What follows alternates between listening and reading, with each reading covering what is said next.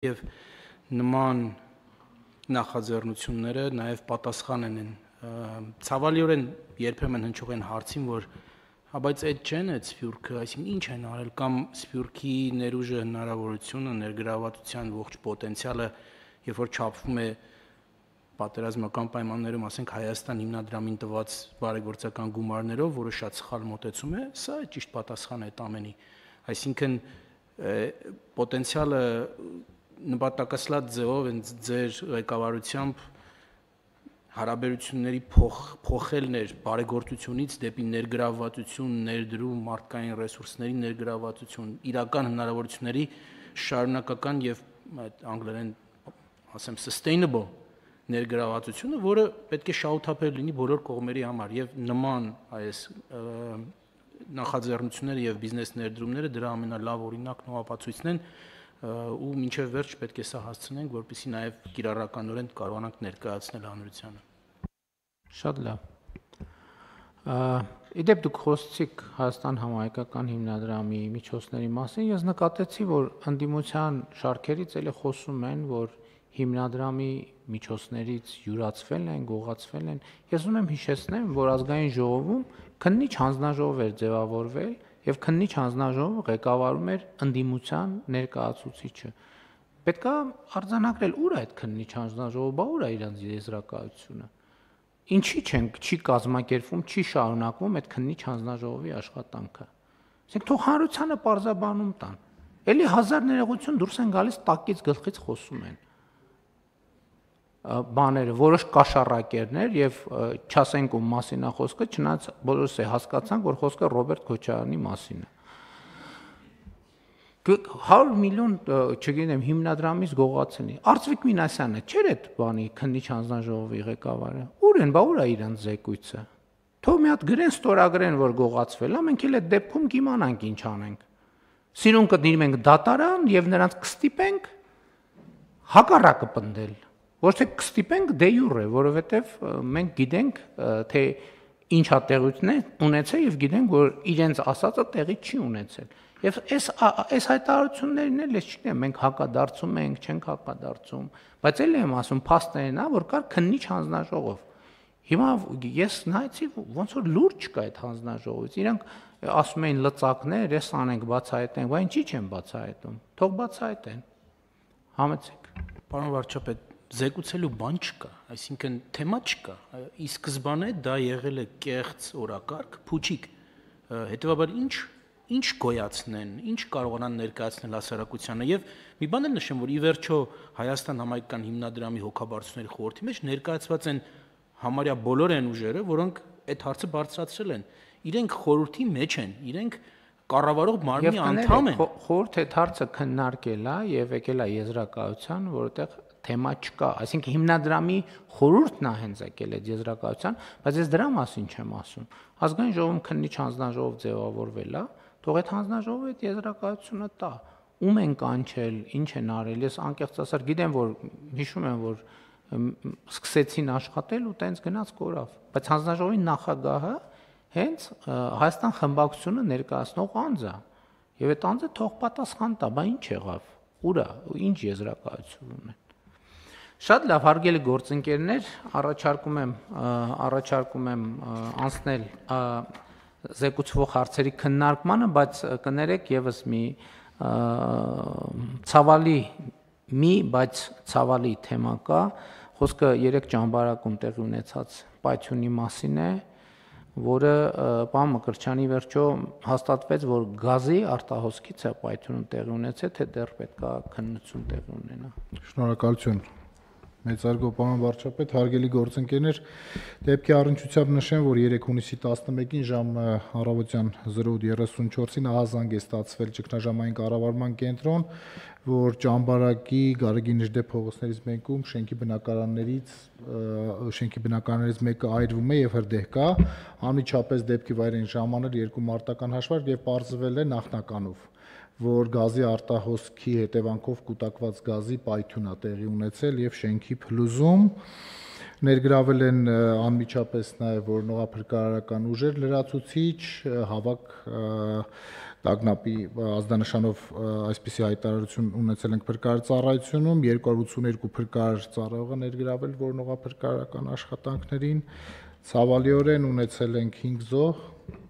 12 հոսպիտալացված անձ, վերջիններիս վիճակը բավարար է, 1 անձ դուրս է գրվել, նաև սեյսմիկ գնահատում է իրականացվել շենքում, բայց նախնական գնահատումը ամբողջական համալիր փորձաքննությանը ենթարկվելու, ներկայությամբ շենքի որոշ բնակարաններում հնարավոր է բնակվել ըստ նախնական գնահատման, բայց հաշվի առնելով որոշ ռիսկեր, դեռևս բնակիչները չեն բնակվում,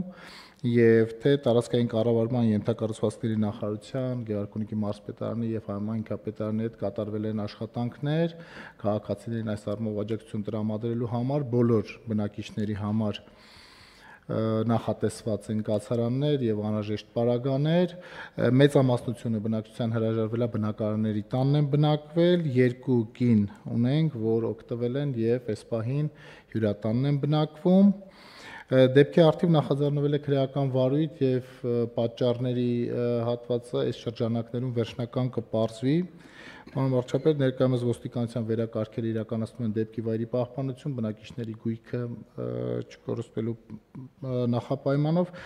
եւ նաեւ ամբողջական վնասների գնահատում ենք նախաձեռնում իրականացնել, հետագայում նաեւ եթե փոխհատուցումների հարց լինի, այդ հարցերին անդրադառնալու համար։ Այսինքն այս պահին առանց Օթևանի մնացած մարդ չկա, մարդիկ ժամանակավոր բնակության տեղեր ունեն։ Ոչ։ Շատ լավ։ Հարգելի գործընկերներ, ցավակցում եմ մեզ բոլորիս եւ զոհվածների հարազատներին տեղի ունեցածի կապակցությամբ։ Եվ այստեղ մենք էլի պետք է վերադառնանք մեր մշտական թեմային, որ ստանդարտները եւ ստանդարտների արկայությունը եւ ստանդարտների իրականացումն է, որ մեզ հնարավորություն կտա կամ խուսափել կամ նվազագույնի հասցնել նման դեպքերը եւ պետք է այս ուղղությամբ աշխատենք։ Շատ լավ, այժմ անցնենք մեր օրեկարգի զեկուցվող հարցերի քննարկմանը, հարց համար 28 անապահովության գնահատման համակարգով անապահով ճանաչված ընտանիքի աշխատունակ անձանց համար կարճաժամկետ ուսուցման դասընթացի կազմակերպման եւ զբաղվածության ապահովման ծրագիրը հաստատելու մասին հարցը։ Զեկուցող աշխատանքի եւ սոցիալական հարցերի նախարարի տեղակալ Աննա Ժամակոչյան, համեցեք տիկին Ժամակոչյան։ Շնորհակալ եմ մեծարգո վարչապետ, հարգելի գործընկերներ։ Առաջարկվող միջոցառման նպատակն է, ինչպես վերնագիրը հուշում է, անապահովության գնահատման նոր համակարգով անապահով ճանաչված ընտանիքների աշխատունակ անձանց տնտեսական ակտիվացումը եւ կայուն զբաղվածության ապահովումը։ Գիտենք, որ նոր համակարգը փորձարկում են 2 մարզերում, Կոտայքի եւ Սյունիքի մարզերում, ուստի միջոցառումն էլ առաջարկում է տրամադրել աջակցություն այս մարզերի գործատուներին, որոնք մեր շահառուներին զբաղվածություն կառաջարկեն 3 ուղղություններով. ուսուցում եւ աշխատանքի ընդունում, աշխատանքային փորձի ապահովում եւ աշխատանքի ընդունում եւ պարզապես աշխատանքի ընդունում։ Առաջին ուրեմն եղանակով, եթե զբաղվածությունը ապահովում է, ապա գործատուին աջակցում ենք հիմնականում ըստ էության 2 մասով, միջոցառման միջոցով պետությունը գործատուին կփոխհատուցի այն կրթական ծախսերը, որոնք կպահանջվեն շահառուին ոչ ֆորմալ կրթության ապահովման նպատակով, բայց ոչ ավելի քան 250,000 դրամի չափով։ Երկրորդ բաղադրիչը այս ուրեմն ուղղությամբ պետությունը կապահովի նաև գործատուին աջակցություն առնվազն 6 ամիս ժամկետով կնքված աշխատանքային պայմանագրի դեպքում 6 ամիս ժամկետով ամսական 50,000 դրամի չափով շահառուի աշխատավարձից հաշվարկվող հարկերի եւ պարտադիր վճարների փոխհատուցումը եւ այսպիսով կունենանք առնվազն 6 ամիս ուրեմն կրթություն ոչ ֆորմալ կրթություն ստացած շահառուի հետ պայմանագրի կնքման պարտադիր պահանջ։ Երկրորդ ուղղությամբ, երկրորդ դեպքում գործատուն ուրեմն պարզապես կնքում է պայմանագիր, կրկին նվազագույնը 6 ամիս ժամկետով աշխատանքային պայմանագիր մեր շահառուներից որը մեկի հետ եւ այս դեպքում ունի հնարավորություն առնվազն առաջին 3 ամսվա ընթացքում ապահովելու որոշակի, այսպես ասած, պրակտիկա կամ աշխատանքային փորձառություն, որի շրջանակում գործատուին 3 ամիս ժամկետով մենք կփոխհատուցենք աշխատավարձի վճարման համար ամսական 165,000 դրամ, ներառել հարկեր, պարտադիր վճարներ։ Գործատուի մոտ աշխատանքային փորձառությունը այս 3 ամսյա անցնելուց հետո եւս 3 ամիս կստանա գործատուն աջակցություն արդեն նորից նույն առաջին բաղադրիչի նման աշխատավարձից հաշվարկվող հարկերի եւ պարտադիր վճարների փոխհատուցման ձևով մինչեւ 50,000 դրամի չափով։ Երրորդ բաղադրիչը, երբ որ պարզապես կկնքի պայմանագիր գործատուն շահառներից, անապահով ճանաչված շահառներից որևէ մեկի հետ, ապա կստանա աշխատավարձի սուբսիդավորման աջակցություն եւ ունենք 2 եղանակ, եթե աշխատանքային պայմանագիրը կլինի 6-ից 11 ամիս ժամկետ, կունենա 6-ից 11 ամիս ժամկետ, ապա կսուբսիդավորենք 50%-ի չափով աշխատավարձի, բայց ոչ ավելի քան 50,000 դրամը ամսական,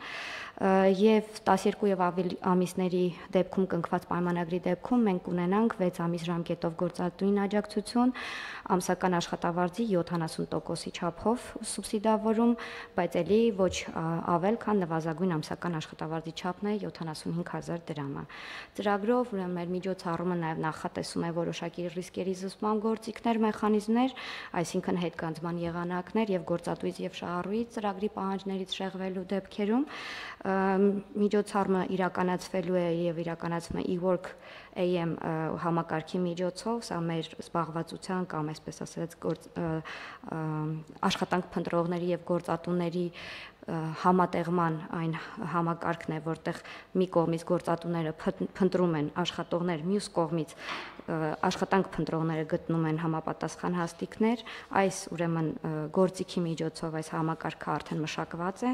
նոր տեղեկատվական կենտրոնի կողմից եւ այս գործիքի միջոցով է իրականացվելու միջոցառումը իր բոլոր 3 բաղադրիչներով։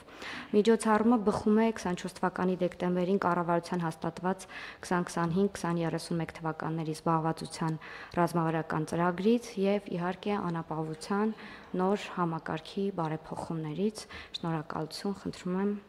դիտարկել, քվեարկել։ Շնորհակալ եմ Տիկին Ժամակոչյան, հարգելի գործընկերներ, անապահովության գնահատման նոր համակարգ